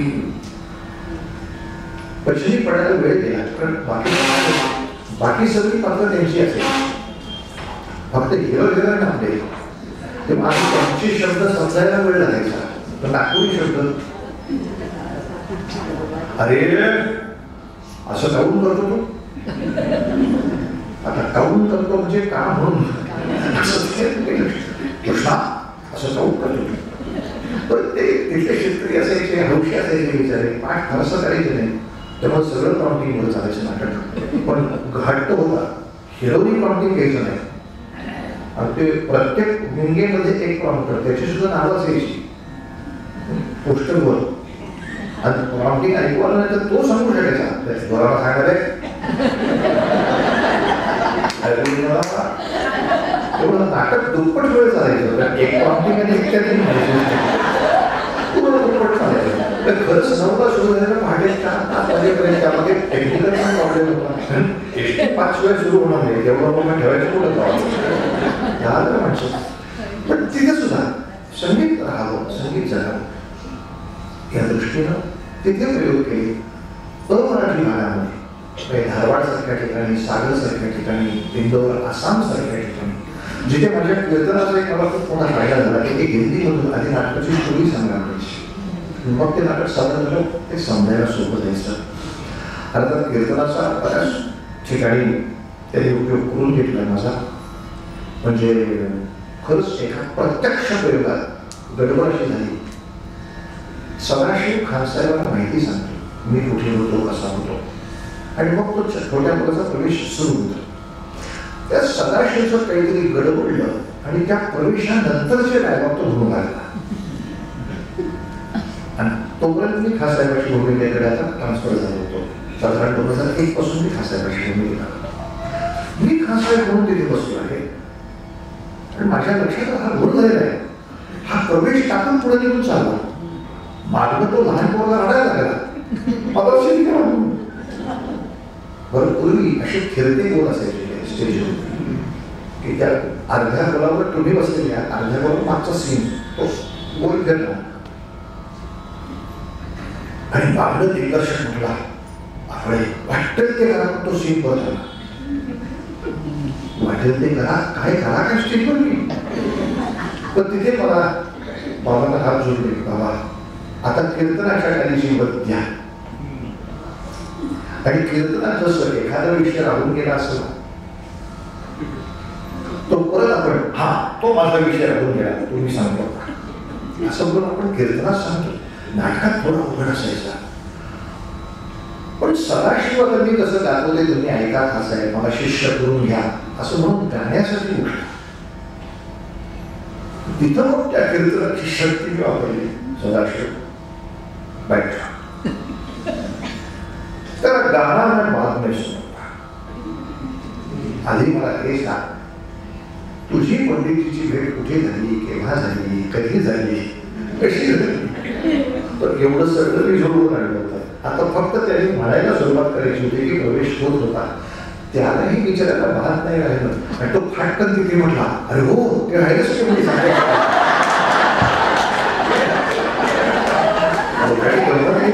प्रवेश होऊन गेला, प्रवेश होऊन गेला. तेव्हा आज 50 वर्ष या जसं कीर्तन क्षेत्रामध्ये मी आहे. 10व्या-12व्या वर्षी आमच्या हातात शेवटी बाबांनी दिली आणि 12व्या वर्षी शाळेत असतानाच पहिलं कीर्तनही सुरू झालं. तेव्हा आजही सगळीकडेच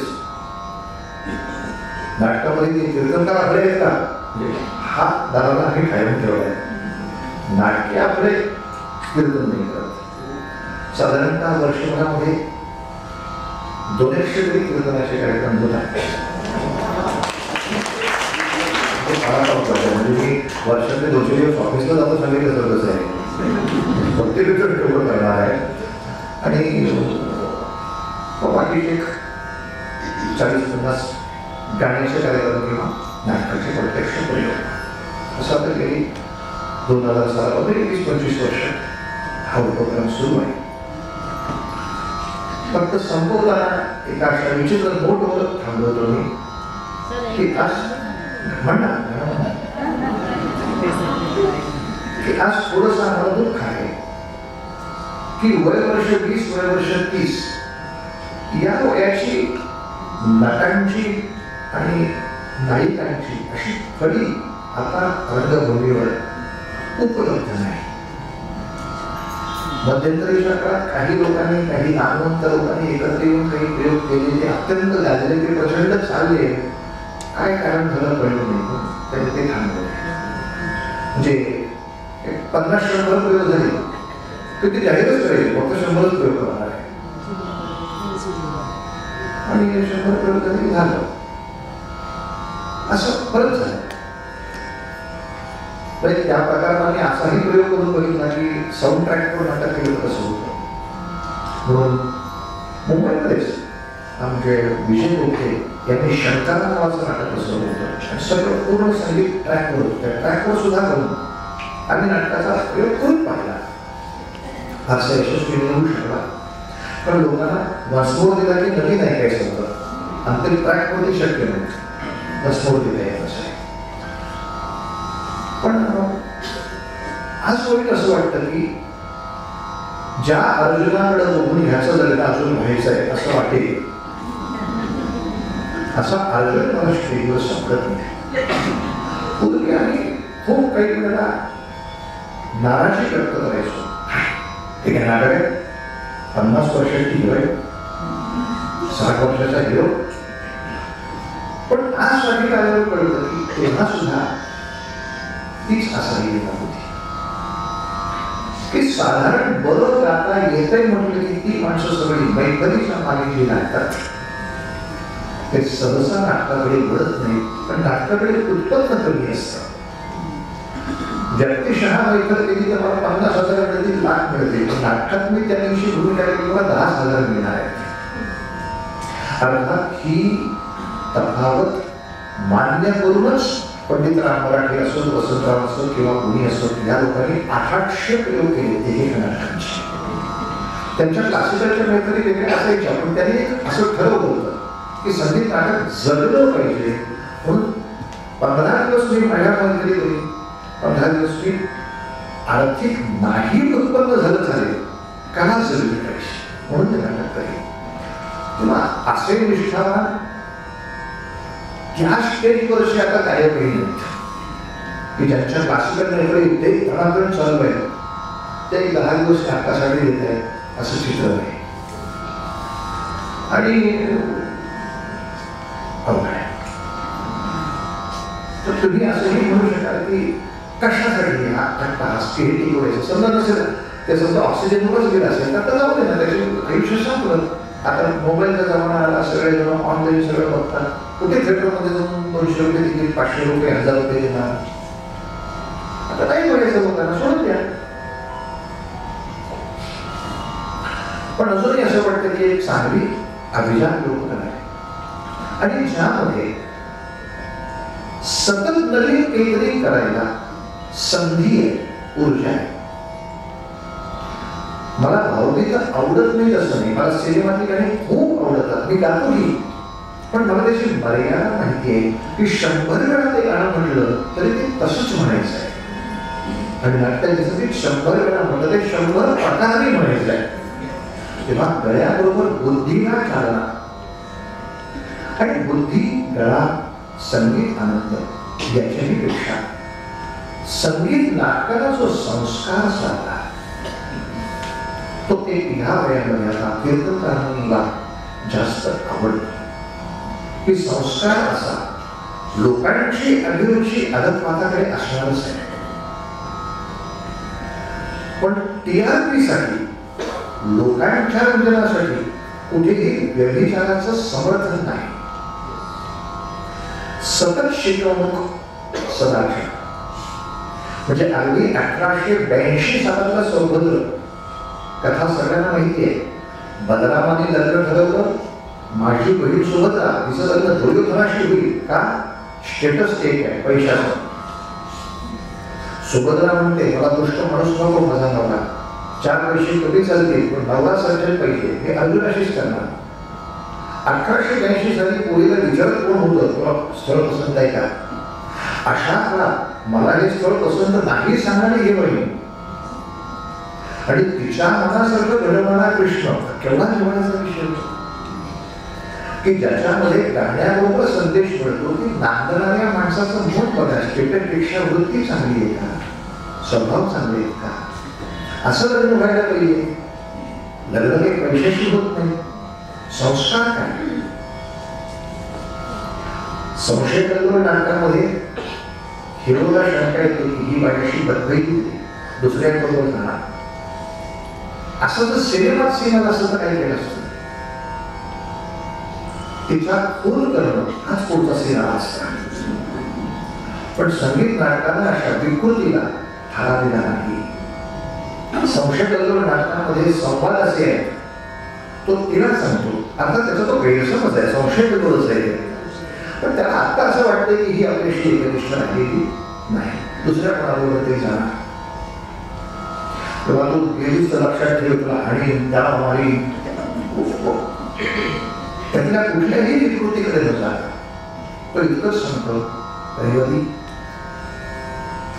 कुठेच कोणाही बरोबर आहेस पण सुखात आहेस, खुशाल आहेस. तुझं सुख पाहणं हे माझं प्रेम आहे, तुला घाबरवणं हे माझं प्रेम आहे. आपला काही डर विचार नाही चाललेला, तू भाग बरी यांना कर. एकतर्फी प्रेमाचे संस्कार सिनेमांनी किती भयानक दिले आपण अनुभवतोय ते. म्हणजे मोदीच्या हो नाहीला काही अर्थच नाही, तू हा कर यांना कर, तू नाही करलेलं टाकणार ही चुकी. आणि याला आपण हिरो म्हणायला लागलो. तिच्या मताला जो किंमत देत नाही तो हिरो. फक्त तो दुर्दैवाने शाहरुख खान आले म्हणून हो हिरो झाला. संगीत नाटकाने या विकृतीला धारा नाही दिला. वेळवरती कुठे आहेस, कोणाबरोबर आहेस, सुखात आहेस, पण फक्त यापुढे तरी त्याच्याशी निष्ठावान राहा. आणि तुझ्याबद्दल काही वेळ वाटलं असं वाटू नको. कारण मायेली आपुली तुझसी मायेली आपुली तुझसी एकदा दुःख शोक न कदाशि भूत तुझला गिरे माय. तुला दुःख शोक होऊ नये हे माझं प्रेम आहे. अगदी ययाती देवयानी 1980 नंतरच्या काळात आलेलं नाटक. ययाती देवयानीमध्ये थोडासा फरक करून घेतलाय लेखकांनी, शिरवाडकरांनी. काय म्हणतात ते लिबर्टी. पण लिबर्टी घेताना चांगला संस्कार होईल यासाठी लिबर्टी. आता अनेक जण लिबर्टी कशा कशासाठी घेतात समजत नाही.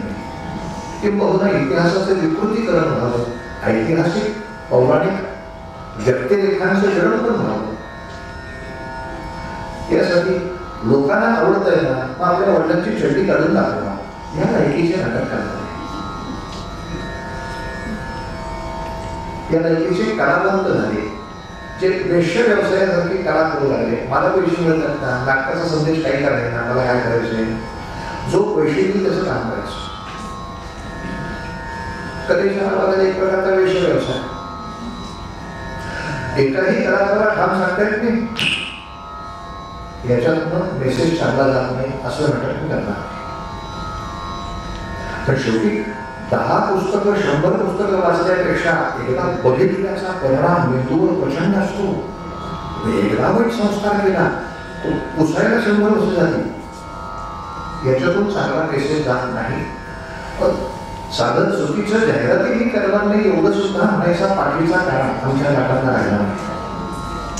ज्यांनी समाज व्यसनाधीन होईल असली जाहिरात मी करणार नाही. काहीतरी मराठी काळा दाखवायला तरी पाहिजे. त्यांनी काय करावं हा तत्वमुद्दा नाही आहे. पण ययाती देवयानी शिरवाडकरांनी थोडासा बदल केला. महाभारताच्या कथेत असं होतं की ययाती राजाला शुक्राचार्य शाप देतात.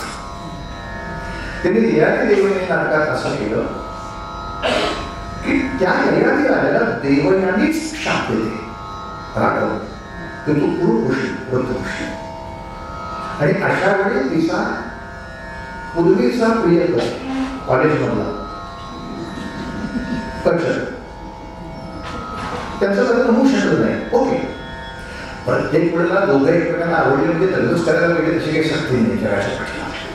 आणि त्याच्यामध्ये शिरवाडकरांनी वेगळं नातं सांगितलं. लग्नाच्या एक वेळेकडे मैत्री नावाचं नातं असतं ना, आता जवळजवळ सगळ्या विश्वाला काही घात घेऊ शकतं. भूता परस्परेकडून मैत्री असे होऊ शकतं. कशा तुम्ही त्या पिंजऱ्यात मारत होत्या नाट्याला. तो मित्र येतो आणि आपल्या संजीवनीचा वापर करून तो ययातीला सुरू करतो. आणि शब्द फार सुंदर आहे. देवयानी कोणाशी तरी स्पर्धा करण्यासाठी संसार नाही करायचा. आयुष्यात काही क्षण भाळण्याचे, बाकी सगळे सांभाळण्याचे. सांभाळणं नसेल तर त्या भांड्याला काही अर्थ नाही आहे. आज हिच्यावर भाडलो, उद्या तिच्यावर भाडलो, माणसं होतात. पण सांभाळण्याची तेव्हा तो मैत्रीचं नातं समजावून घे. पण खरंच आम्ही जेव्हा हे नाटक करतो तेव्हा त्याला आलेला प्रचंड मोठा युवकांचा प्रेक्षक वर्ग आत येऊन मिळतो आणि सांगतो आमची प्रेमाची दृष्टी तुम्ही व्यापक केली. आता कॉलेजमध्ये प्रत्येक जण कॉलेजमध्ये येऊन त्याला 10 मुली आवडल्या, त्याला गेला 10 माणसं आवडली. आता पण काय झालं नाही, होत नाही.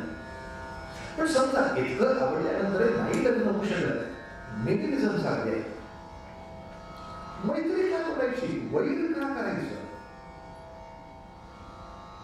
मी तर म्हणत राहिले पण छान राहू शकत, जास्त नाही करू शकत. हे मैत्रीचं प्रेम जे शिरवाडकर त्याच्यात मांडतात. समाजावर संस्कार होण्यासाठी त्याचं जे प्रमाण पाहिजे ते थोडं कमी पडतात. ते वाढवण्यासाठी जर आपण प्रयत्न केला तर पुन्हा संगीताच्या संस्काराबरोबरच सदाचाराचेही संस्कार त्यांच्यावर छान राहतील असं वाटतं. तर समापन करताना ते पसायला म्हणतो पुन्हा तुम्हा सगळ्यांच्या आधार माझ्यापेक्षा शतकोट चांगल्या कलाकारांना पाहिले तुम्ही साहित्यिकांशी बोलला आहात, तेव्हा तसं अनुभवाने ज्ञानाने त्यांच्यापेक्षा कमी असलेल्या माणसाचे बोल आपण ऐकून घेतले त्याबद्दल आपले शतशः आभार. कट्ट्यावरचा कार्यक्रम हॉलमध्ये करावा लागला पण त्या पावसामुळे पर्याय नाही. पण तरी आपण सगळे आहात आणि 7:30 ठरला असून 10 मिनिटं पुढे गेलो तरी तुम्ही थांबला, त्याबद्दल आभार मानतो. आणि समापन संगीत नाटकाचं बसायला सर्वात्मका सर्वेश्वरा गंगाधरा शिव सुंदर काय मागायचं या नाटकाचा प्रयोग करून प्रत्येकाचं मन कसं व्हायला पाहिजे. जे जे जरी जगते त्याला माझे घरा करुणा करा. आदित्य या दिव्यात हे देवा तुम्ही सूर्य, आदित्य म्हणजे सूर्य, दिव्य म्हणजे अंधार. आमच्या मनात ह्याचं वाईट करू त्याचं वाईट करू हा सगळं अंधारच आहे. आमच्या सगळ्या देशांच्याही मनात तेच आहे. अमेरिकेच्या मनात ह्याचं वाईट करू, रशियाच्या मनात त्याचं वाईट करू, ह्यांच्या मनात त्याचं वाईट करू. सगळीकडे प्रश्न एकच आहे, दुसऱ्याचा जगण्याचा आनंदाचा हक्कच मी मान्य करत नाही. माझी सत्ता दुसऱ्याला मान देणं याला आपल्याकडे म्हणतात उदारता. उदारता म्हणजे प्रत्येकाला पैसे देणं नव्हे, उदारता म्हणजे त्याला सन्मान देणं. यालाही एक मत असू शकतं ना, चुकीच असेल माणूस आहे, ऐकून तर घेऊ. आणि त्यालाही केलेली सुखानं जगायचं आलेलं आहे ना, हे आमचं मन तयार व्हावं. माझ्या मनात नाही का खतम करू. हा जो वेळेपणा सगळ्या विश्वात चालू आहे, त्याचं सगळ्याचं मूळ अनुदारता असा आहे, न उदारता. उदारता नाही. आणि ती उदारता शिकवणारी एक संजीवनी आहे संगीत नाटक. जसं कीर्तनाने ते शिकवता येतं, तसं चित्रपटानेही शिकवता येतं, जसं चांगल्या नाटकांनीही ते शिकवता येतं, अनेक व्याख्यानांनी शिकवता येतं, अनेक प्रवचनांनी शिकवता येतं आणि अनेक जण शिकवत आहेत. मी अगदीच आणणार आहे समजत नाही, फक्त या स्टेजच्या एक सज्जन शक्तीचा वापर आपण ऐतिहासिक विडंबनं पाहत बसण्यापेक्षा जर चांगला संस्कार देखील अशा नाटकांसाठी त्या कलावंतांना प्रेरित केलं आणि त्यांची नीतिमूल्य आपण जपली. चुकीच्या नाटकात काम करायचं नाही, नकाराची ताकद ठेवायची. याच्यात मेसेज चांगला जात नाही, आपण नाही द्यायचं. मेसेज चांगला जातोय, जरूर 4 पैसे कमी चालतील, संस्कार चांगला नाही बस. आदित्य या दिव्यात ऋग्वेदया हृदयात वेदात हृदयात सुजनत्व द्या, चांगली माणसं करा मला द्या. आर्यता अनुदानता दुरिता करा. अनुदानता हेच जगातलं दुरित आहे, संकट आहे, उदार नाही. म्हणून सगळा त्रास होतो. सगळे फॅमिली मॅटर अनुदान या शब्दात असतात. मला सासूच आवडत नाही, सासूला सोन्याच आवडत नाही, मला सासऱ्याला आवडत नाही, सासरे ह्याच आवडत. त्याला किंमत आहे हे मला मान्य नाही. That's all. या सगळ्या गणितामध्ये सगळी गणित नसते. जेव्हा माझं मन त्याच्याप्रमाणे उदाहरण ठीक आहे, ओके, हजारो केसेस सांगतील असो. तर बसायला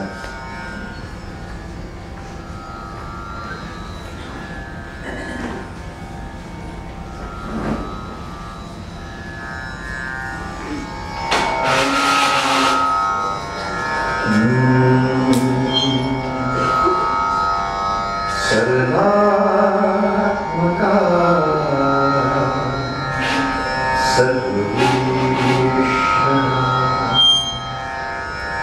सर्वात्मका सर्वेश्वरा गंगाधर शिवसुंदरा जे जे जगी जगते तया माझे करुणा करा सर्वात्मका सर्वेश्वरा आदित्यया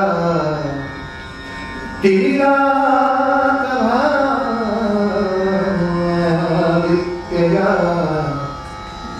तिरातभा ऋग्वेदया हृदयातभा सुजनत्वया ज्ञायता अनुदारिता दुरिता हरा सर्वात्मका सर्वेश्वरा सर्वात्मका सर्वेश्वरा सर्वेश्वरा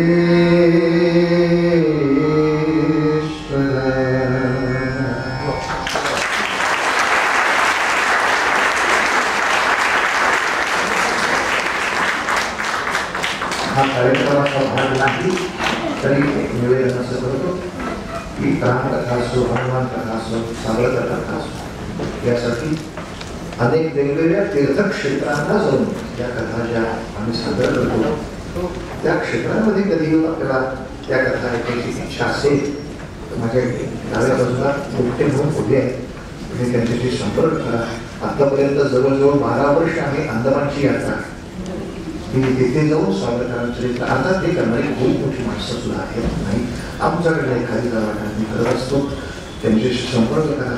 लंकेत जाऊन हनुमान चरित्र आपण ऐकू शकतो तसं हंपीला जाऊन ऐकू शकतो पण या ठिकाणी माझा हा कीर्तनाचा विषय बाजूला पडतो संगीत नाटकाचा विषय माझ्या 50 वर्षाची एक छोटीशी माणसं आपण ऐकली त्यासाठी मला मास्टर देनानाथ मंगेशकर पुरस्कारही मंगेशकरांनी दिला. त्या 50 वर्षाची सगळे स्थिती करा तुम्ही अनुभवत आहे आणि मी अनेक कलाकारांना तयार करतो आहे म्हणजे आम्ही नुसतं बोलतोय असं नाही कोणाचे भरतनाट्य मंदिराकडून आता हे वंदे मातरमचं 150 वर्ष म्हणून मी आनंदमठ नावाचं नवीन नाटकाची निर्मिती केली त्याच्यामध्ये वंदे मातरमचं गायन करणं आणि त्याचाही प्रयोग आता नेहरू सेंटरला किंवा या सगळ्या महोत्सवामध्ये केला ज्याच्यामध्ये आता परत नायकाची भूमिका माझा मुलगा कोणी साकार करतो आहे आपल्याला विरोध कशाला म्हणायचा तेव्हा आपण अनेक कलाकारांची त्यामध्ये अपेक्षा आहे इच्छा आहे आणि अशा रीतीनं ह्या कला पंढरीमधून सुद्धा ह्या कलेचा पुन्हा एकदा सुरू नका सोहळा नाही म्हटला तरी किंवा आनंद काळ सुरू होईल अशी एक छोटी अपेक्षा व्यक्त या ठिकाणी करतो आणि थांबतो. त्या सुरेल असायल्यानंतर कोरडे शब्द खरं तर नको वाटतात पण आपले बुवा म्हणून आपले इथे आले त्यांनी इतका सुंदर गेल्या 50 वर्षांचा रंगभूमीचा पट आपल्यासमोर उघडला त्यामुळे त्यांचे आभार मानणं आपलं कर्तव्य आहे आणि म्हणून केवळ मी इथे उभी आहे. बुवा नमस्कार तुमचे खरंच खूप मनापासून आभार. तुमची जी वाटचाल आहे 50 वर्षांची त्या निमित्ताने अख्ख्या नाट्यसंगीताचीच वाटचाल तुम्ही आज आमच्या पुढे उभी केली आणि खरंच सगळे त्याच्यामध्ये अगदी रममाण झाले होते. अनेकांनी यापैकी अनेक नाट्य बघितलेलेही आहे त्याच्या सगळ्या सुंदर आठवणी तुम्ही जागा केल्या आणि आम्हाला एका वेगळ्या काळात तुम्ही घेऊन गेलात. तुम्ही आमच्याशी इतका छान संवाद साधला त्याबद्दल पार्ले कट्ट्यातर्फे आपले जग खूप आपल्याला विनंती आहे. पार्ले कट्ट्यातर्फे आपल्याला एक स्मृतिचिन्ह आम्ही देत आहोत. कामनदी पेटके ज्वेलर्स पुरस्कृत आमच्या कट्ट्याचे सदस्य श्री अमरेंद्र करंदीकर आपल्याला ते देत आहेत.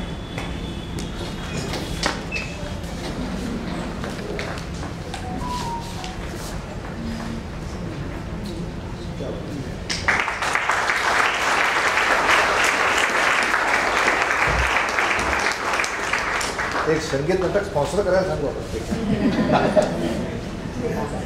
नेहमीप्रमाणे आपण राष्ट्रगीतांनी कार्यक्रमाची सांगता करूया. तत्पूर्वी आपल्या पुढच्या कट्ट्याची फक्त तारीख सांगते. आपला हा कट्टा 6 डिसेंबर रोजी म्हणजे डिसेंबरच्या पहिल्या शनिवारी होणार आहे.